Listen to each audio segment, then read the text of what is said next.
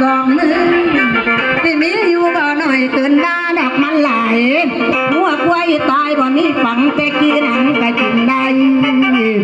ที่ในพุกในใส่ตับไตมันปั่นแดงนี่หลังส้มมูแห้งหาสองข้างยางสีแห้งมูนี่กินไปเหมือนตลาดกินมันกินหอดจากภูเขากินจุลายามังเดินเดียวมาโอ้ยน้อเต็มแห้งดินเป็นบ่ยังจำมันหนีไปย้อนมันเบื่อหนีไปอยู่เมืองอินเดียเมืองพระพุทธเจ้าบ่มีไหมดอกนา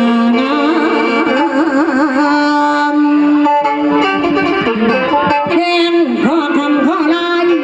มันหนีไปน้อยอยู่กำทางป่าหิมะพานคืนอยู่นานบ่มีไม่ได้จังตาดอกลาลังแห้งดีมือนอสองข้างหัวควายตายกาบ่จงกินนอดโค้งเด้อหอดเนื้อบ่เหลือไว้ให้ผู้เขาดอกคอเอ้ยจากวัดเห็นละบ่น้อมูเจ้าแห่งอีบนขอคำบินอยู่น้ำเราใจเดินแต่ก่อนหน้าบ่มีจำเป็นน้ำหยังละคุณหัวมันเป็นน้ำทุ่งแห้งเดินดินลงสองขายาง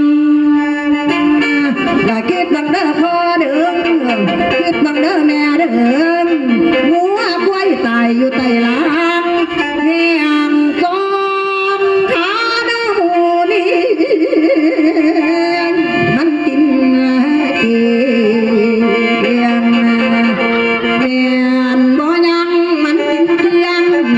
แม่นบ่ยังน้อคนฟังเอ้ยโอ้ยนาเอ้ย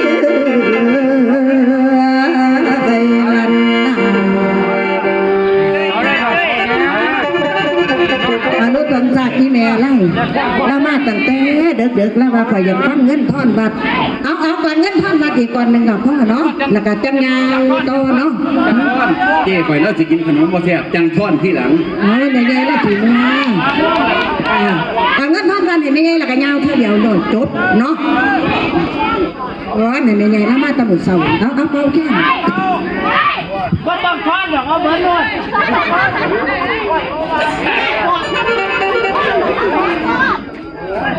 มันไปตัวไหนเลยเดี๋ยวนี้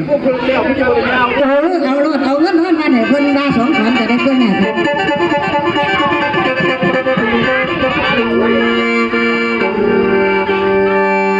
แล้วมาวันนี้คุณแม่เอ๋ยลบการทรงสะเทือนห้อนเรื่องเงินห้อนตกเป็นข่าว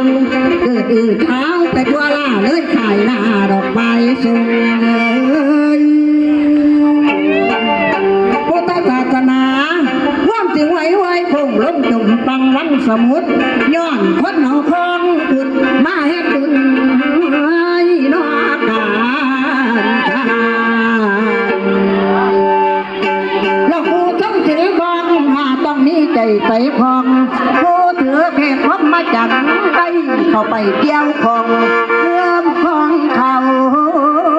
คนสั่งสอนตกสมัยปัจจุบันเลยเกิดภาพสะท้อนห่อนไปทั่ววงการสงฆ์พระบางลุงในลาวัดก่อนว่าเงินดอกทอนบุญเงินงบบุญปีละหลายล้านปั่นกันกินจนหุ่งย้อนเงินบูรณะเงินปฏิสังขรณ์ท่านกายสงได้ส่วนหน่อยโยมทอนไว้ดอกส่วนลายย้อนพบโลกกดลงนะ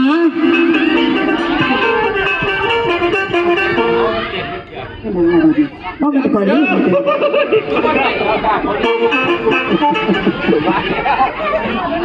ก็ต้องมองไปมันก็สัตว์ตัวนั้น